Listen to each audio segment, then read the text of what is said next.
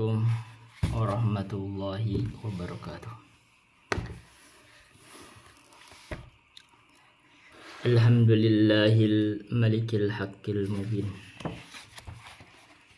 alladzi akmalad dina wa wadaha tariqal mustabin. Wa asyhadu an la ilaha illallah wahdahu la syarika lah syahadatan yarjul muwahhidu bihan najata yaumaddin.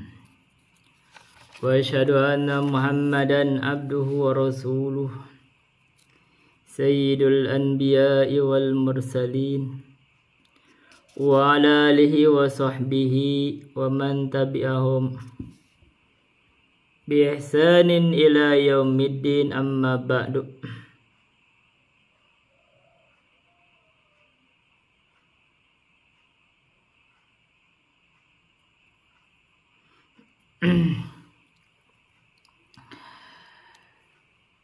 Hadirin rahimani wa rahimakumullah, terutama para penyimak kajian ilmiah di channel Muhammad Rahimat ini. Kita akan lanjutkan membahas kitab Usul Fikih karya Syekh Abdurrahman bin Nasir As-Sa'di. Sebelumnya kita akan sisipkan ilmu. Malam ini saya diskusi dengan YouTuber dari Aswaja, santri. Ya, kita mungkin santri, belum sampai kiai. Tapi ya termasuk bisa baca kitab. Jadi bisa dianggap santri begitulah. Atau kiai boleh apa? Atau ustadz ya. Pokoknya gitu. Orang yang berilmu di Aswaja termasuk berilmu kan. Saya kan biasa berdiskusi. Saya tuh biasa berdiskusi sama orang Aswaja karena dakwah saya itu pokoknya ke Aswaja. Itu pasti. Dan saya juga lahir di Aswaja. Kita berdiskusi malam tentang macam-macamnya. Tapi yang paling menariknya adalah tentang saya itu nganggap begini. Banyak kita kan bicara madhab ya. Madhab itu banyak orang menganggap madhab Syafi'i, tapi sebenarnya tidak sesuai sama madhab Syafi'i. Nah, terus saya sampaikan sekarang bagaimana menurut madhab Syafi'i tentang membangun kuburan. Nah, kalau dibaca di dalam takrib itu kan bangun kuburan kan haram kan. Wala yubna alaihi, tidak boleh dibangun di atas kuburan. Nah, itu terjadi diskusi sama beliau. Itu maksudnya adalah makruh katanya. Beliau bacakan juga ibaratnya dari syarahnya.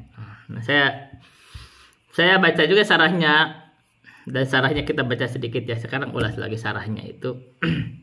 Memang disebut makruh di dalam syarahnya Fathul Qarib Al-Mujib.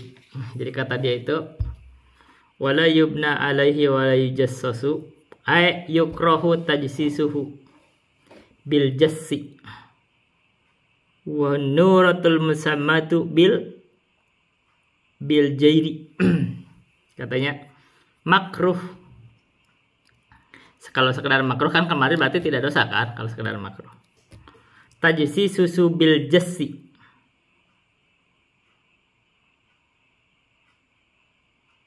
nembok, ditembok, bil jassi, dengan aduk. Wa nuratu, kata nuratu al musammatu bil jairi, disebut kapur. Di kapur itu disebut kapur yang dinamai dengan jair. Jair itulah aduk. Itu diaduk maksudnya. Itu makruh kalau diaduk. Oke. Kalau bicara wala yubna alaihinya adalah diaduk, sekedar diaduk di kapur, itu katanya makruh. Tapi yang dimaksud wala yubna alaihi apakah sekedar itu? Kita harus tinjau kan, wala yubna dibangun di atasnya itu apakah sekedar di kapur? Tapi yang kenyataan kan yang terjadi itu bangun-bangunan. Gitu loh, dibangun bangunan itu kayak masjid, ada lampu segala macam. Kan itu poinnya kan. Jadi ini kita sebenarnya harus dibedakan juga apakah sekedar di kapur, tembok begitu, atau sebenarnya yang dimaksud adalah sampai membangun. Ya, yang kita membangun itu adalah yang kita tegaskan tidak boleh membangun itu sebenarnya itu bukan masalah di kapur itu. Bukan hanya masalah itu, tapi masalahnya membangun bangunan di atas kuburan gitu loh. Ada membangun bangunan pakai atap gitu loh, pakai lampu, dipakai ya kayak masjid lah, dibangun masjid begitu. Itu yang dimasalahkan. Saya baca juga dari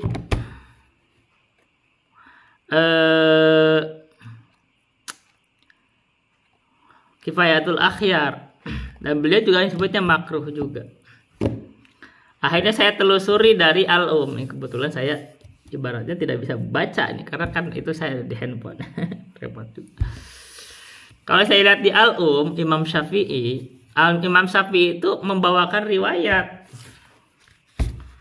tentang larangan membangun di atas kuburan. Dan larangan membangun di atas kuburan itu adalah artinya haram. Nah, jadi kalau kita ngelihatnya begitu, kalau saya perhatikan dari ibarat-ibaratnya Imam Syafi'i itu, kalau bicara saya membenci, itu sering memang kita mendengar para ustadz itu menjelaskan kalau bicara Imam Syafi'i memakruhkan, itu artinya mengharamkan. Tapi ternyata ini kita lihat lagi, memang terjadi berarti di Imam Syafi'iyah yang baca Al-Umnya Imam Syafi'i pasti itu salah memahami ibarat dari Imam Syafi'i.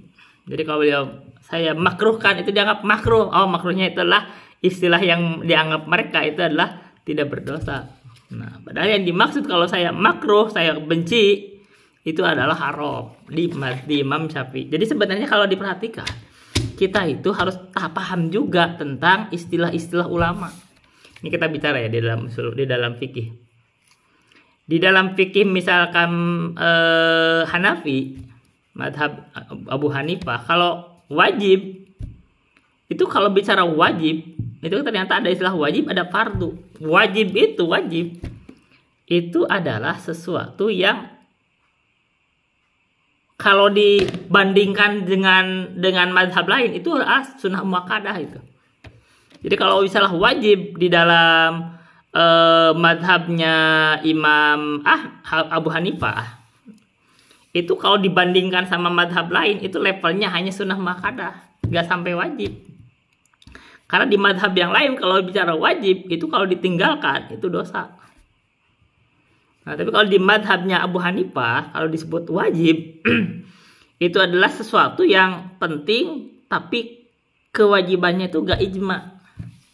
Itu kayak sholat id. Jadi kalau sholat id di dalam madhabnya Abu Hanifah itu wajib, ya kan? Tapi di madhab lain gak ada yang buat wajib, itu nyebutnya fardu kifayah atau sunnah muakkadah. Itu bandingan. Jadi kita harus tahu istilah gitu loh, supaya nggak salah paham. Tapi beda sama sholat. Sholat wajib, sholat fardu, sholat 5 waktu itu di dalam madhabnya Abu Hanifah disebut fardu. Nah, itu harus tahu istilah. Nah, kalau nggak tahu salah istilah imam, akhirnya kita pakai istilah kita, akhirnya nyimpulkan, itu bisa keliru nantinya. Nah, kita perhatikan nih. Saya menganggap bahwa ada kekeliruan dari ulama-ulama Syafi'iyah ketika membaca atau memahami ibarat Imam Syafi'i. Ini masalahnya. Dan kalau kita perhatikan, Imam Syafi'i itu di ayat itu tegas, naha Rasulullah SAW, Rasulullah melarang, kalimatnya melarang untuk membangun di atas kuburan. Nah, kalau bicara melarang itu aslu pinnahi itu al-haram. Asalnya adalah haram. Apa yang memalingkan dari pengharaman itu? Apalagi kalau membangunnya itu yang kita takutkan sekarang itu dibangun bangunan megah, di atasnya pakai pakai genting, pakai lampu, pakai keramik, udah itu udah banyak banget. Nah, kita anggapnya itu haram. Nah, sekarang kalau diperhatikan lagi, nah kalau ada kekeliruan, kenapa kita kemarin kita sebutin juga boleh kita mengambil dari mazhab dari ulama itu, yang nggak boleh adalah fanatik. Ketika misalkan kita bicarakan dari nas, ada dalil Al-Quran, maka didekatkan dengan mazhab ucapan Imam Syafi'i. disarah sama orang. Nah, kalau tidak ngelihat ada kekeliruan atau menganggap kita bisa melihat konsistensi dari pensarah atau ucapan ulama, itu kita bisa menilai benar dan tidaknya ulama. Ini yang harus kita lakukan. Makanya kita belajar dulu usul fikih dan kita bandingkan sama ulama lain. Nah, kita dengan begini kita bisa melihat bahwa ucapan Imam Syafi'i ketika beliau membawakan hadis adalah Rasulullah melarang. Terus ketika beliau mengatakan saya membenci, itu akrahu, artinya membenci.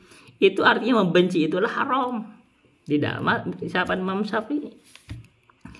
Jadi bukan kalimat makruh di dalam bahasa ahli fikih sekarang, yaitu kalau dikerjakan tidak berdosa, kalau ditinggalkan berpahala. Bukan itu artinya haram. Ya kan? Dan disebut di dalam takrib itu lebih bagus kalimatnya wala yubna alai. Itu kalimatnya udah tidak boleh dibangun di atas kuburan. Itu dalam takrib. Dan la itu nafi itu al-ablagu minan nahi, lebih dalam, lebih tajam dibanding nahi. Nahi sendiri itu udah haram.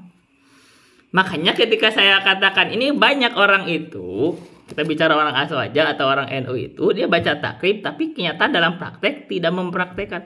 Masalahnya ternyata disyarah. Mensyarahnya memalingkan dari makna yang tampak. Misalkan dari kitab-kitab itu akhirnya jadi makruh. Dan keluarlah ucapan, kita sekaligus nanti tag lagi si Ustadz Ai Faisal Setiaji ya. Akhirnya mengutip dari I'anatul Thalibin, ada ucapan fulan itu boleh membangun kuburan kalau dia kuburan orang yang soleh. Padahal kalau diperhatikan kembali, kenapa dilarang membangun kuburan? Larangan pokoknya itu jangan sampai terjadi pengagungan kepada mayit. Karena pengagungan terhadap mayit akan menjadi sebab lama-kelamaan itu berbuat kesyirikan, yaitu berdoa kepada mayit. Itu banyak kemungkinannya. Dan kalau diperhatikan lagi, sebab atau kesyirikan umat terdahulu itu di umatnya Nabi Nuh, itu karena gara-gara ada orang gulu terhadap orang soleh. Justru kalau ada orang soleh dibangun kuburannya, itu akan menyebabkan kesyirikan. Gitu loh. Jadi kelira kan sekarang gitu. Kenapa bisa begitu? Ini.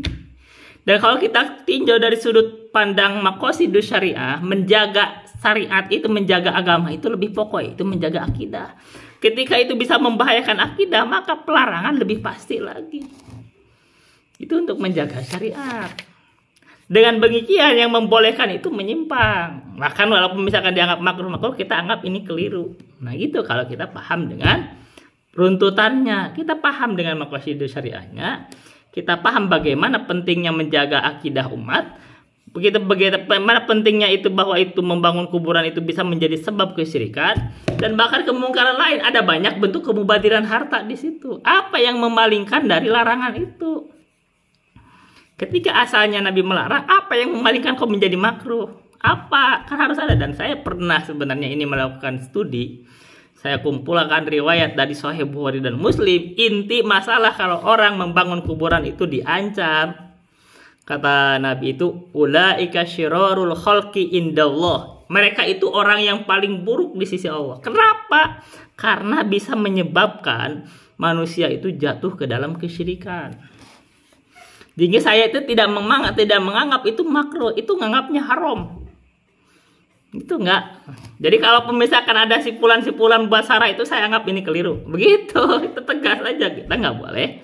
Tidak boleh apa? Tidak boleh kita itu fanatik. Ya keliru-keliru aja. Saya juga dia kemarin ditanya, Ustadz fulan, misalkan sebut nggak apa-apa diulang lagi, Ustadz Khalid tentang rukun wudhu ada 2. Saya sebut keliru. Ustadz Syafiq nyebut rukun wudhu 4, saya anggap keliru. Ustadz Khaliful Hadim menyebut wajib baca basmalah itu adalah rukun salat, saya anggap keliru. Sama aja. Fulan atau syekh yang membuat sarah itu memalingkan dari pengharaman itu menjadi makruh, saya anggap keliru juga. Itu selesai masalahnya. Jadi kita nggak perlu masalah, nggak perlu ini. Jadi kita itu tegas, kita ngerti dalilnya, ngerti pendalilannya, dan para ulama begitu. Nah kalau ada yang orang salah paham ya kita sebut itu salah paham. Kita baca sekarang pendalilannya, baca lagi ya, karena kemarin itu agak dipotong-potong, susah memang diskusi kalau yang potong-potong. Tapi kita harus paham pendalilan begitu. Kita baca ya. Sekarang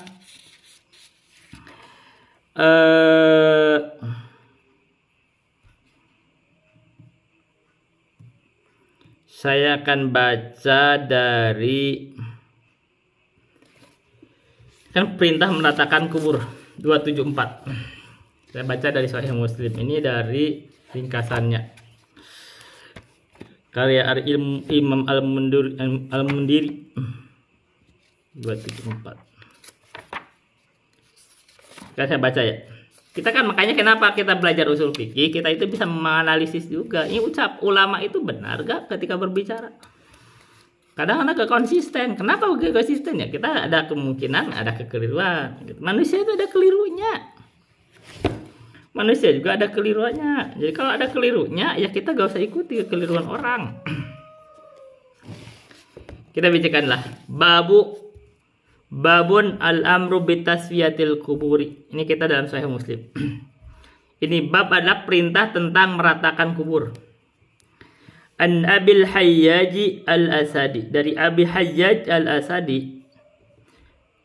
Annahu qala. Beliau berkata begini. Qala li Ali ibn Abi Thalib radhiyallahu anhu. Berkata kepada saya Ali bin Abi Thalib radhiyallahu anhu. Gimana perkataannya Ali bin Abi Thalib? Ala ab'atsuka ala ma ba'athani alaihi Rasulullah sallallahu alaihi wasallam. Alla tada'atim talan illa tamastahu wala qabran musyrifan illa sawaitahu. Ala ab'atsuka ala ma ba'athani. Tidakkah atau adakah yang bisa saya utus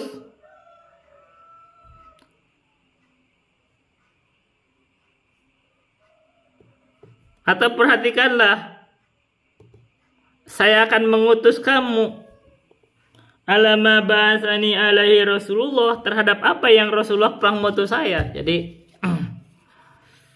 kalimatnya boleh begitulah. Ala ba'atsani, bolehkah gitulah saya mengutus kamu, atau bisakah saya mengutus kamu sebagaimana saya diutus oleh Rasulullah, intinya kan begitu. Atau maukah saya mengutus kamu sebagaimana Rasulullah mengutus saya, kan begitu. Apa yang Rasulullah utus kepada Ali itu? Alla tada'atim talan illa tamastahu.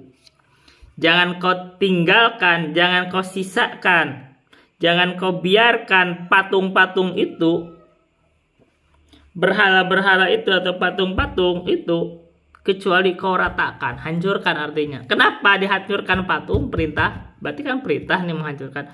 Karena patung itu disembah.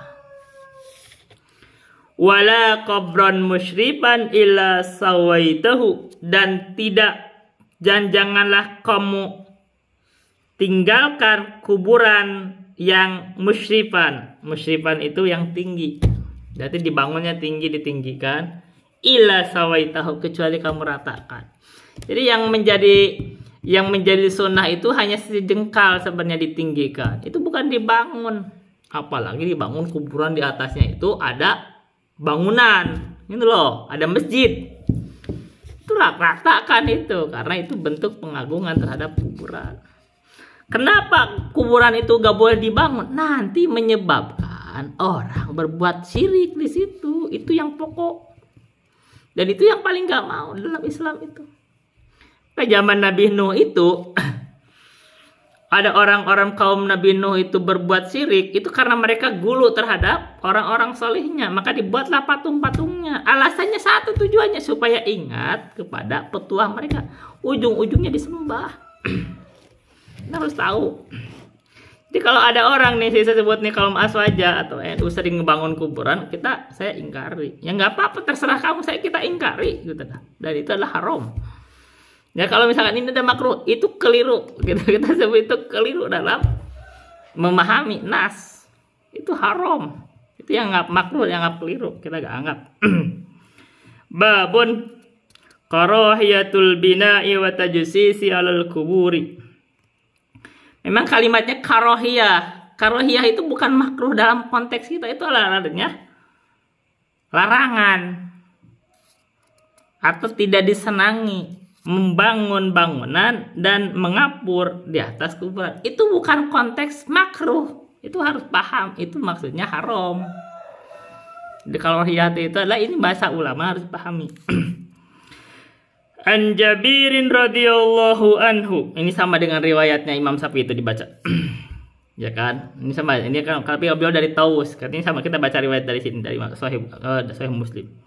Dari Jabir radhiyallahu anhu annahu qala, Jabir berkata begini, rohanaha Rasulullah sallallahu alaihi wasallam, larang. Nabi melarang an yujassasal qabru, melarang bahwa kuburan itu dikapur, ditembok. Kalau dilarang itu asalnya itu haram, bukan makruh. Ya kalau menganggap makruh itu kita anggap keliru, karena kita tahu begini dalilnya, nasnya tegas, apa yang memalingkan dari nas itu. Wa yuqada alaihi, dan duduk di atasnya. Berarti haram duduk di atasnya itu. Wa yubna alaihi, dan membangun bangunan di atasnya. Ini kuburan dibangun di atasnya. Terserah pokoknya bangunan apapun umum di situ. Bangunan di tembok gak boleh, bangunan dibangun kayak bangun gitu megah. Di tembok dikasih lampu. Ini kan bentuk membangun itu. Kita udah pernah ngebahas ini dari guru kami. Itu bentuk membangun kuburan itu. Kalau misalkan kita bangun bangunan pakai atap, pakai lampu, itu bagian dari membangun. Itu haram. Dan memang saya itu sempat pernah mengumpulkan, tapi nggak bisa buka ya sekarang, nggak bisa. Itu orang yang membangun kuburan itu diancam dengan ulaika syirarul khalqi indallah. Mereka itu orang seburuk-buruknya makhluk di sisi Allah. Apa yang membuat dipalingkan dari pengharaman ini? Apa? Mana di sini pengharaman? Korinahnya bahwa itu sebenarnya makruh, tidak berdosa. Enggak ada. Itu adalah haram. Sehingga kalau begitu ucapan Imam Syafi'i, kalau mengatakan saya tidak senang atau membenci, itu artinya haram. Dalam konteksnya jangan dianggap makruh. Kita harus tahu istilah ulama. Kalau salah nanti salah-salah. Nah, sekarang kalau misalkan begitu, tahu misalkan nih ulama nasnya begitu, di dalam takrib juga wala yubna alai, pakai paling enaknya pakai lafaz yang ada dari hadis emang. Begitu disarah menyelewengkan, kita tahu siapa yang menyelewengkan. Nah, kalau kita tahu ada membuat perbedaan, kembalikan lagi ke dalilnya, gitu dong. Allah berfirman, fa in tanaza'tum fi syai'in farudduhu ilallahi war rasul. Bila mana kamu berselisih dalam suatu perkara, kembalikan lagi kepada Al-Quran dan As-Sunnah. Dan inilah Sunnah Nabi. Artinya tampak bahwa itu haram, bukan makruh. Sehingga yang menganggap makruh itu yang keliru. Siapapun dia, terserah. Manusia bisa salah kan? Salah-salah aja. Apalagi kita kalau tahu kaidah fikihnya, kita kaidah usul fikih kita tahu, kita kaidah maqasidus syariah tahu, kita ngerti tentang bagaimana hukum masalah tersebut di dalam pembahasan akidah, kita bahkan paham jelas bahwa membangun kuburan itu haram. Bahkan ujungnya bisa menjadi sebab kesyirikan. Gitu. Dan banyak kemungkaran lain. Jadi Imam Syafi'i kalau kita baca kayak ibarat, itu ada bentuk khiyala. Bentuk apa namanya itu? Menyombongkan diri. Mungkin merasa dia kaya gitu, segala macam. Itu enggak, intinya sih enggak ada yang baiknya. Apalagi nanti orang bisa beribadah di situ, itikaf di situ, berbuat kebid'ahan di situ, macam-macam di situ, tabaruk di situ. Banyak kemungkarannya dari gara-gara ngebangun di atas kuburan itu, dibangun-bangun. Dan ini banyak yang melakukan itu orang NU, nggak ada di Muhammadiyah, nggak ada di Persis, nggak ada di Salafi, nggak ada di Al-Irsyad, adanya di NU. Makanya kita sampaikan, saya itu mengkritik orang NU, jadi kita dakwah saya pokok ke NU. Makanya kalau saya diskusi sama orang NU begitu tegas, keliru. Tapi ternyata di kitabnya itu kalau bicara begitu ya keliru di kitabnya. Kalau orang mengarang itu keliru ya, kita luruskan ini keliru. Yang benarnya ada itu haram. Itu sisipan yang pertama. Jadi saya tidak terima. Yang benar itu tetap haram. Ini sisipan yang kedua. Orang NU atau orang Aswaj itu banyak juga membuat fitnah terhadap Salafi. Itu katanya salah satunya itu Salafi itu mempraktekkan kawin kontrak atau disebut misyar. Di mana? Baca kitab apa? Saya baca kitab apa? Kitab Wahabi misalkan, kitab apa yang Muhammad bin Abdul Wahab memerintahkan atau menganjurkan kawin kontrak? Di kitab apa Muhammad bin Abdul Wahab? Di Salafi ini, Salafi itu adanya salaf tambah nisbat, berarti pengikut salaf. Dari mana Imam Syafi'i membolehkan kawin kontrak? Kita kan pengikut Imam Syafi'i, Imam Ahmad. Jadi kalau ada orang membolehkannya kita larang, kita bantah, itu nggak benar. Gitu loh. Jadi kalau ada seseorang membolehkan kawin kontrak ya kita bantah, ini keliru, siapapun dianya. Kita buka aja pendalilannya, kita buka kitab-kitab para ulama, siapa yang membolehkan kawin kontrak. Gitu loh. Kalau misalkan benar ada yang mengaku-ngaku sebagai ustadz Salafi atau Wahabi, mereka sebut Wahabi, membolehkan kawin kontrak, ya kita bantah aja, ini keliru. Dari mana dalam dasarnya? Nggak boleh kawin kontrak. Kawin kontrak itu yang ada itu di Syiah. Dan itu sebenarnya itulah nikah mut'ah. Itu sudah diharamkan. Asalnya boleh, asalnya. Kenapa ada pembolehan zaman dulu Nabi? Karena umat itu sedang perang. Ketika sedang perang, moral umat itu, sahabat itu khawatir jatuh dan itu bisa kalah perang, itu binasalah umat kalau kalah perang. Maka untuk menjaga moral dibolehkan untuk nikah mut'ah. Sekedarnya aja. Kenapa? Ini kalau orang paham aqaidah saja paham juga.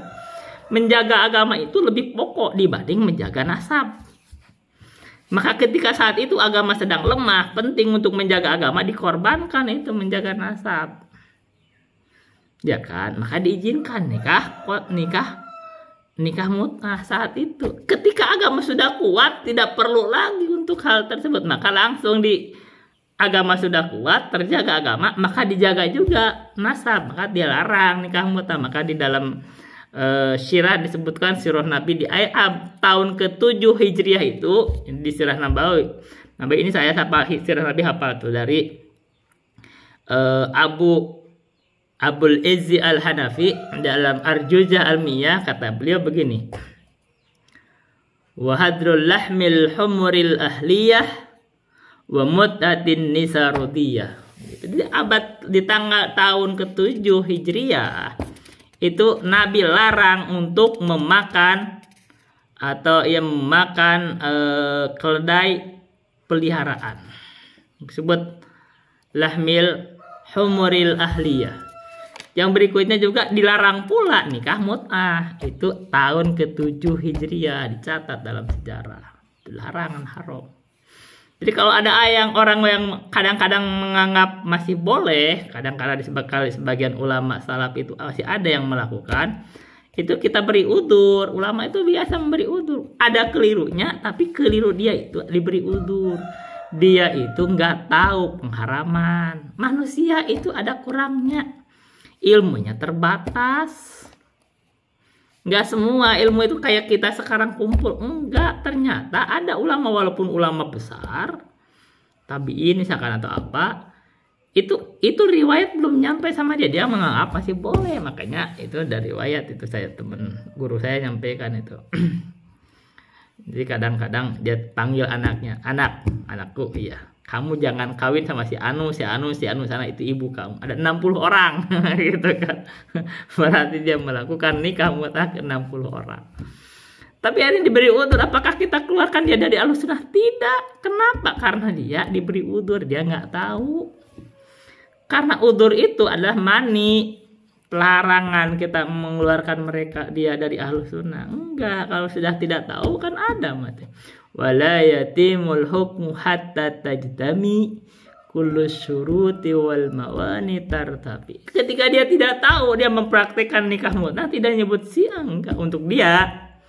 Tapi ketika sudah ditegakkan, sudah tahu bahwa ini nggak boleh, ini adalah prakteknya orang Syiah, itu disebut menyimpang karena sudah ditegakkan, sudah ijma. Ini sudah terjadi ijma bahwa nikah mut'ah itu haram, sudah dilarang oleh Nabi. Berarti orang yang mempraktekannya itu menyimpang. Jadi kalau menuduh-nuduh, misalkan anggap ada ulama Wahabi atau Salafi membolehkan, kita bantah aja ini keliru. Begitu, nggak ada itu di ajaran-ajaran Salafi. Kalaupun ada berarti itu menyimpang, gitu loh. Gitu aja, selesai masalahnya apa sih? Terus ada tuduhan-tuduhan lagi, misalkan Salafi itu, ini kita bicara ya, itu mempraktekkan katanya ninin syar'i. Jadi kalau ada akhwat yang sudah dewasa, terus apa katanya itu, ini orang aswaji itu tuduhannya kecil-kecil. Terus gini katanya, awat-awat yang sudah dewasa itu, dia itu biar bisa bergaul sama laki-laki dikasih nenek itu lagi. Siapa yang ngajar itu? Kok bisa sampai segitunya gitu loh? Nenek syar'i kata. Dari mana? Mana ajarannya? Kalaupun ada itu namanya menyimpang, kan begitu. Yang ada itu pembahasan di para ustadz itu begini. Pembahasan itu para ustadz itu begini.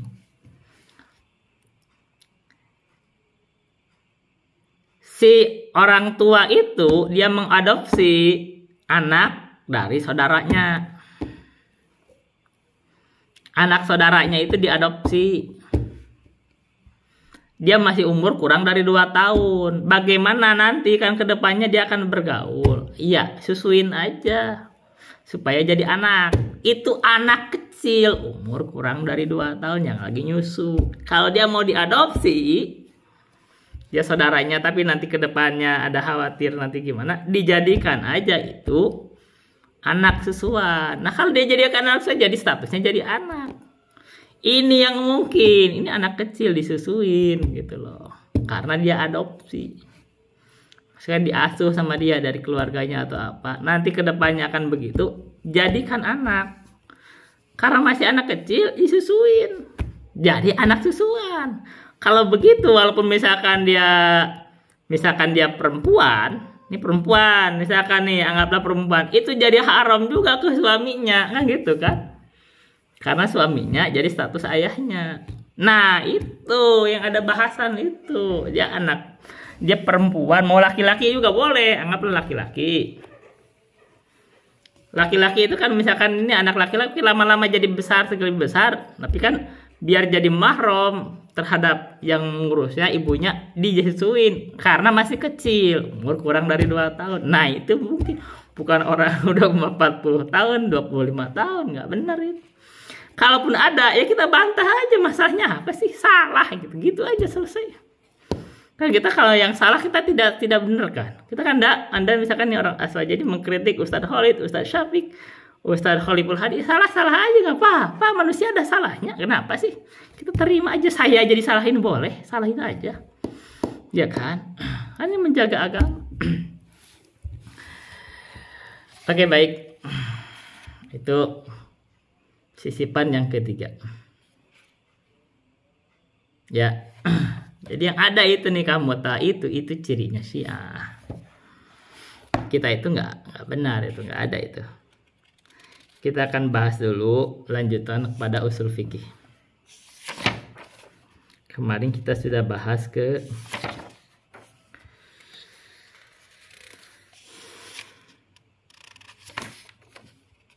baik.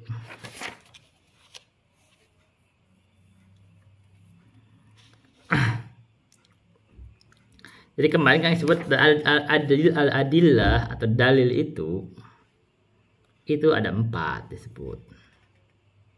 Yaitu Alkitab,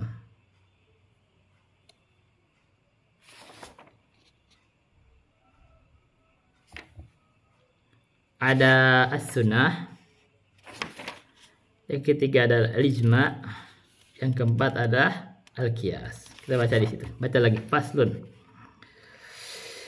Al-adillatul lati yustamaddu minhal fikhu arba'atun.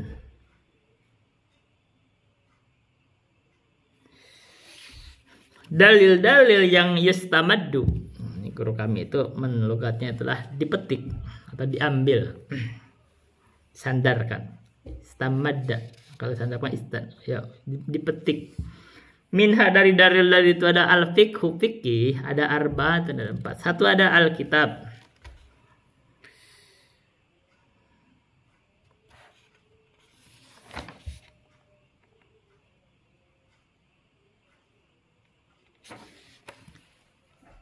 Yang kedua adalah as-sunnah was-sunnatu wa humal aslul ladzi khutiba bihil mukallafuna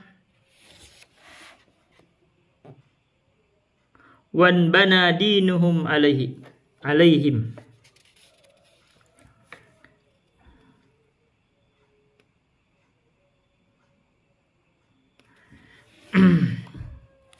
Dan sunnah itu wahuma, dan keduanya adalah asal atau pokok, alladzi khutiba bihil mukallafun, yang mukallaf itu diberikan, khutiba itu artinya diberikan hitop dengannya. Dengan apa? Bihinya itu dengan alladzi, berarti wan bana dinuhum alaihi, dan mereka itu membangun agamanya alaihi, di atas alladzi tadi. Alladzi kita kembali. Jadi di atas Al-Qur'an dan Sunnah. Jadi mukallaf itu membangun agama itu pokoknya di atas Al-Quran dan Sunnah. Jadi kalau ada orang menyimpang dalam beris itu, kita kembalikan kepada Al-Quran dan Sunnah. Gitu kan gampang, simple. Ini prinsip. Orang bisa salah paham. Seperti tadi bisa masalah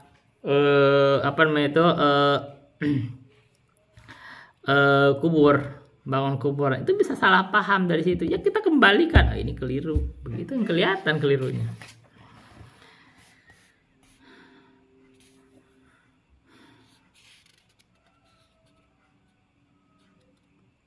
Wal ijma'u wal qiyasu.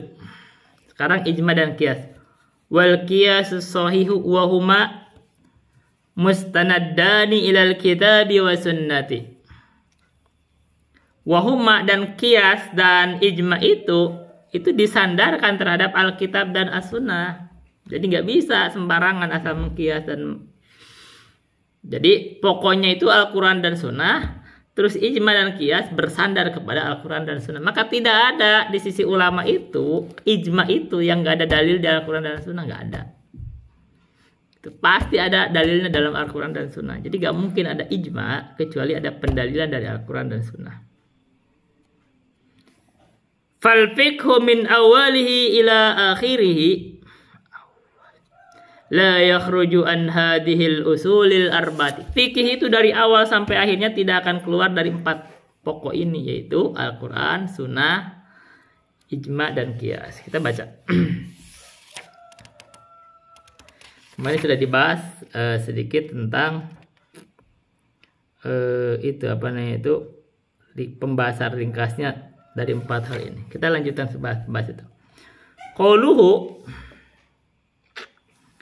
wa huma mustanaddani ilal kitab wa sunnah. Kita bahas sekarang ijma dan qiyas. Yakni annal kitab wa sunnata huma aslul ijma'i wal qiyasi. Yakni yaitu bahwa sesungguhnya, atau dia memaksudkan, maksudnya kita ulama Qusay ini memaksudkan adalah bahwa sesungguhnya kitab dan sunnah atau Al-Quran dan Sunnah itu adalah huma aslul ijma'i wal qiyasi, itu asal atau pokok atau dasar dari ijma' dan qiyas.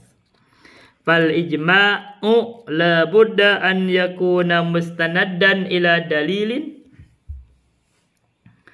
Maka ijma' itu pasti atau wajib, ijma' itu ayyakuna, jadi khabar ijma', ayyakuna terjadi apa, ijma itu berarti isim atau fa'ilnya itu adalah kembali ke ijma, mustanaddan ila dalilin, disandarkan terhadap dalil. Ini khabar kananya adalah mustanaddan. Wal qiyasu, dan qiyas la budda, mesti atau wajib, an yakuna terjadi, berarti adalah khabarnya an yakuna, lahu terhadap al-qiyas, itu jadi khabar kana, isimnya adalah aslun thabitun bid-dalili, ada asal yang sabit dengan dalil. Jadi kalau kias itu wajib ada asal yang sabit dengan dalilnya. Kita mengkiaskan terhadap asalnya apa? Wala yasihhu lana an nuthbita hukman syar'iyyan illa bid-dalili, dan tidak sah bagi kita itu untuk menetapkan hukum syar'i kecuali dengan dalil. Faman arada an yuthbita hukman syar'iyyan biduni dalilin fa innana naruddu qawlahu. Maka barang siapa yang menetapkan hukum syar'i tanpa dalil, maka kita akan menolak ucapannya, wala naltafitu alaihi, dan kita tidak akan menoleh terhadap ucapannya. Ya, kita diabaikan aja orang bicara, tidak ada dalilnya. Kayak seperti gitu. Kita kemarin kita mengatakan misalkan ini hukum membangun kuburan. Ini dalilnya apa? Ini jelas. Ini dalilnya. Ya, itu adalah haram. Jadi kalau dia memalingkan itu, kita gak akan toleh. Wa kada aidan man arada an yukhalifal adillata binaan ala hawahu. Dan begitu juga barang siapa yang berkehendak untuk menyelisihi dalil, binaan dengan membangunnya ala hawahu, di atas hawanya. Jadi kalau orang membangun kaidah-kaidah atau keyakinan-keyakinan atau pemahaman yang menyelisihi dalil, dibangun di atas hawanya, maka kita akan menolaknya. Au binaan ala ma yara annahul maslahatu, atau dia membangunnya di atas apa yang dia pandang bahwa itu maslahat. Misalkan, jadi kalau dia ini maslahat kok, ya kalau tidak ada dalilnya kita tolak. Qila lahu, kita katakan pada dia, fi'luka mardudun la yuqbalu minka, perbuatan kamu itu ditolak, tidak diterima dari Anda. Misal dzalika, contohnya adalah idza ja'ana insanun qala bi annal imama yanbaghi bihi an yukhalifa fi sawtihi baina takbiratil qiyami wa takbiratil qu'udi wa takbiratis sujudi min ajli an ya'rifal ma'munu halal imani.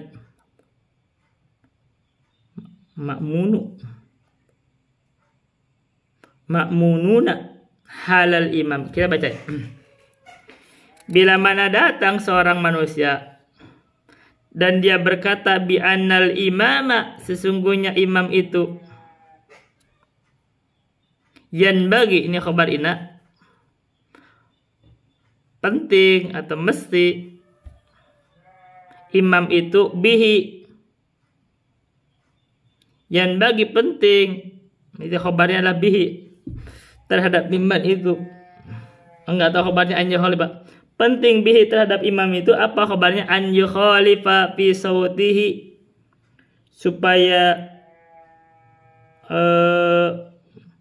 membedakan gitulah di dalam saut itu dalam suaranya itu, bainat takbiratil qiyami wa takbiratil qudi. Misalkan kalau takbir itu harus dibedakan tuh, kalau misalkan takbiratul qiyam begini, kalau takbiratul qu'ud begini. Ketika mau duduk. Takbiratul sujud, takbir untuk sujud begini, dibeda-bedakan, min ajli, supaya dari arah an ya'rifal ma'munu, orang makmum itu supaya tahu halal qiyami, keadaan imam, khususon annahu qad yakunu mahuman huwa a'ma,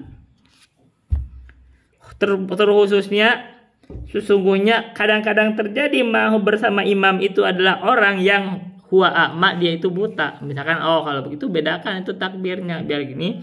Fanaqulu, maka kami berkata, ma dalilu ala dzalika, apa dalilnya?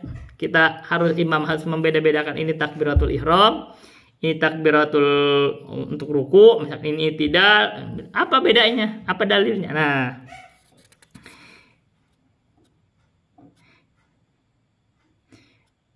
imma anta tiya bid dalili, Adapun apakah kamu bisa mendatangkan dalilnya? Wa ila, jadi kalau kamu bisa mendatangkan dalilnya kita terima. Wa ila, jika tidak, fa inna qaulaka mardudun, maka ucapan kamu itu ditolak. La yasihu, tidak sah apa al-istinadu alaihi, bersandar atas ucapan kamu. Berarti itu ngawur, tidak ada dalilnya. Kita baca.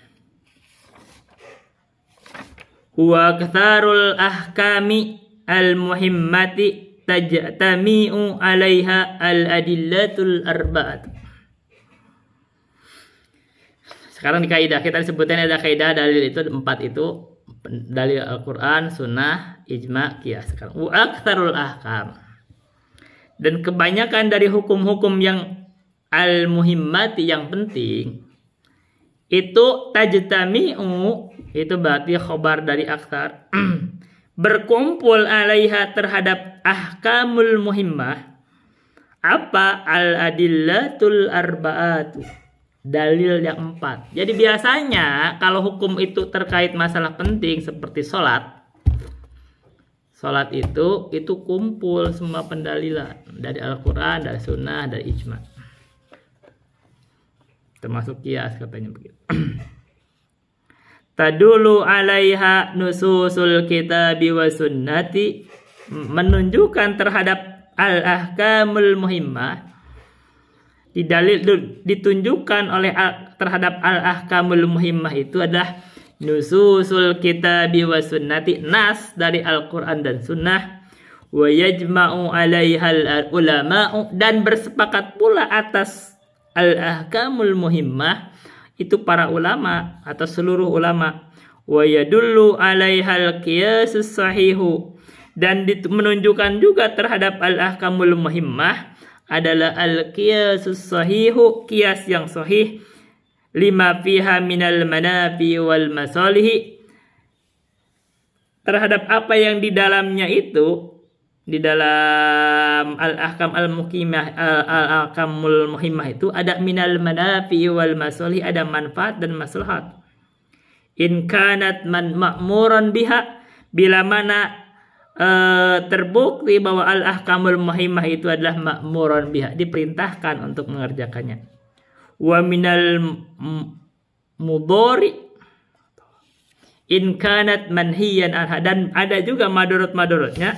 In kanat, bila mana benar bahwa al-ahkamul muhimmah itu manhiyan anha, dilarang, jauhnya. Jadi kalau misalkan hukum-hukum yang penting itu udah pasti itu bersepakat di dalam pendalilannya dari 4 sudut, dari Al-Quran, dari sunnah, dari ijma dan qiyas. Gitu. Bahkan qiyas itu tadi disebut, jadi kalau itu penting itu pasti ada manfaat dan maslahatnya kalau misalkan mengerjakannya, dan ada madorotnya kalau meninggalkan. Kita bahas ini. Qaulu wa aktsarul ahkamil muhimmati tajtami'u al-adillatul arba'ah. Yakni yang dimaksud adalah anal masailal muhimmata, bahwa sesungguhnya masalah-masalah yang penting itu khabarnya adalah khabar dari inna, tajtami'u, berkumpul alaiha, terhadap masailul muhimmah, masalah-masalah yang muhimmah itu adalah al-adillatul arba'atu, dalil-dalil yang 4, pendalilan yang 4. Wa min amsilati dzalika misalan, dan dari permisalan hal tersebut, misalan sebagai misalnya, jadi misalan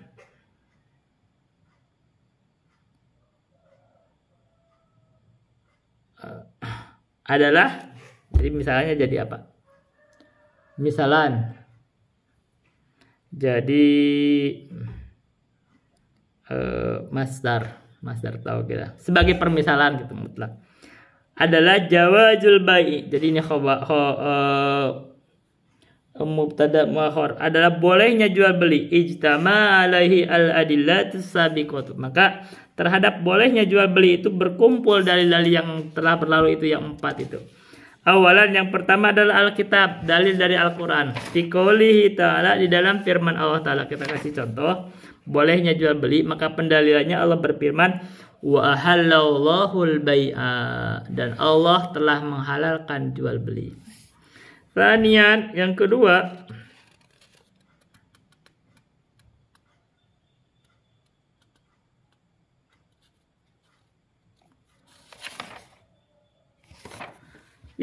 adalah as-sunnah, sunnah liqaunin Nabi sallallahu alaihi wasallam qala, karena Nabi sallallahu alaihi wasallam bersabda, al-bai'ani bil khiyari ma lam yatafarraqu. Ini bolehnya jual beli karena disebutkan al-bai'ani bil khiyari, dua orang yang melakukan jual beli itu dia berhak melakukan khiyar ma lam yatafarraqu, sepanjang mereka belum berpisah. Salisan, yang ketiga, al-ijma'. Wa qad ajma'a ulama'ul ummati fi usurin mutatawwalatin ala jawazil bai'i wa hillihi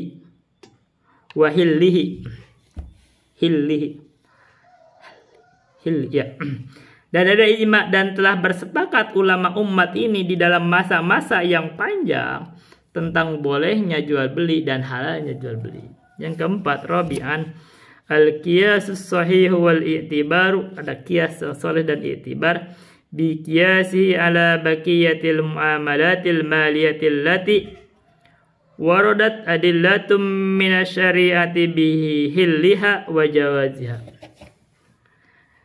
Ada kias, dengan kiasnya yang sahih itu, kiasnya jual beli itu ala baqiyatil muamalati, terhadap muamalah yang lainnya yang sifatnya harta, allati waradat adillatun minasyari'ati, yang ada dalil-dalil terwarid dan dalil-dalil syariat dengan halalnya dan bolehnya jual beli. Kita baca sedikit. Wal qalilu minal ahkami, dan sedikit dari hukum-hukum itu, hukum syari itu, yatanaza'u fiha, tanaza'a yatanaza'u, yatanaza'u fiha ulama. Ada sedikit dari hukum itu, ada tanazu, ada perselisihan di dalam ahkam-ahkam itu al ulama. Wa aqrabuhum ila sawabi fiha man ahsanu raddaha ila hadhil usulil arba'ati.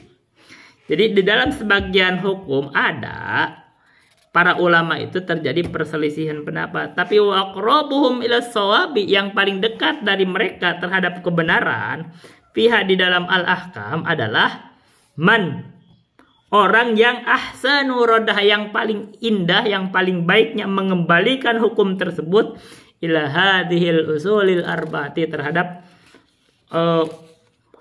pokok-pokok pendalilan 4 yang ini. Jadi kadang di sebagian hukum ada tanazu antara para ulama, tapi yang paling dekatnya dari pendapat ulama terhadap kebenaran adalah mereka yang paling bagus ketika mengembalikannya kepada 4 pendalilan ini.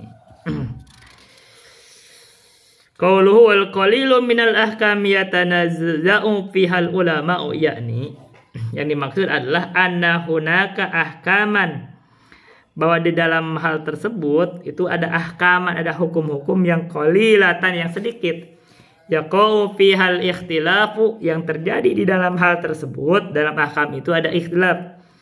Wa illa fa innal asla annal ahkamal mutafaqqu 'alaiha aktsaru minal ahkamil mukhtalafi fiha.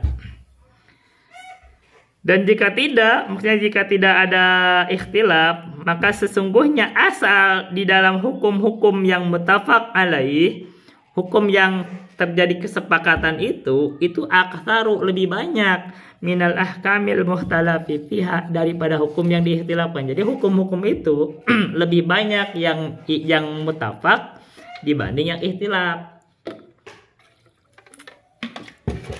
Jadi kalau diperhatikan kayak tadi kita ngebahas tentang keharaman membangun kuburan, itu sebenarnya itu lebih ittifaq.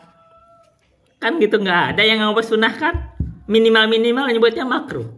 Sementara kalau makruh aja ditinggalkan berpahala, minimal-minimal, tapi itu antara makruh dan haram. Jadi yang lebih bagus ditinggalkan sudah. Tapi yang lebih kuatnya, bahkan bisa disebut, ya kalau secara pendalilan itu kuat, bisa dianggap ijma, itu adalah haram. Berarti yang menganggap makruh itu sendiri adalah menyimpang, begitu. Itu tampak gitu loh. Apalagi menganggap sunnah. Oh sunnah kok membangun kuburan. Nggak ada yang nganggap sunnah. Kalau begitu, ya udah lebih bagus ditinggalkan. Itu amalan umat Islam. Tinggalkan, nggak usah dibangun kuburan. Megah dibikin ada bangunannya, ada kayak rumah, dibangun rumah di atas kuburan. Ngapain? Sok banyak uang, kasih aja ke orang fakir miskin, gitu loh.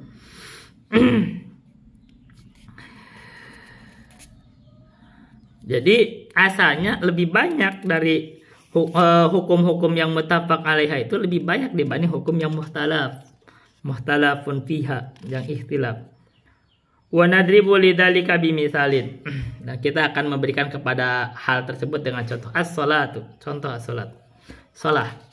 Fa innal insana idza ta'ammala sifatus sholati bila mana, maka sesungguhnya manusia itu bila mana dia memikirkan tentang sifat salat wa ahkamaha, dan memikirkan hukum-hukum salat, wajada, maka dia akan menemukan annal fuqaha'u ittafaqu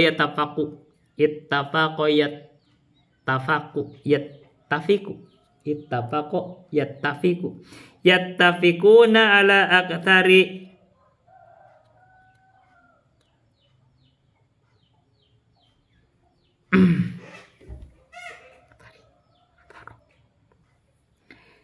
dia akan menemukan bahwa ahli fikih itu bersepakat ala aktsaro aja kita jadian wastia jadi aksaro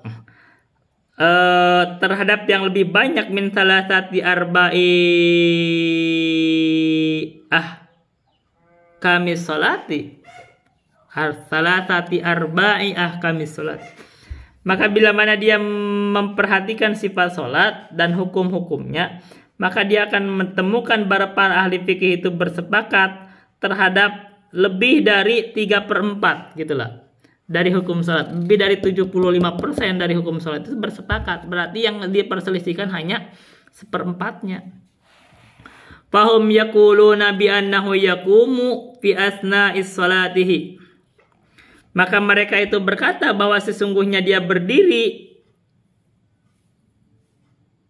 fi asna'is salatihi. Jadi sepakat dari ahlul fikih itu kewajiban berdiri bagi yang mampu ketika salat, seperti itu.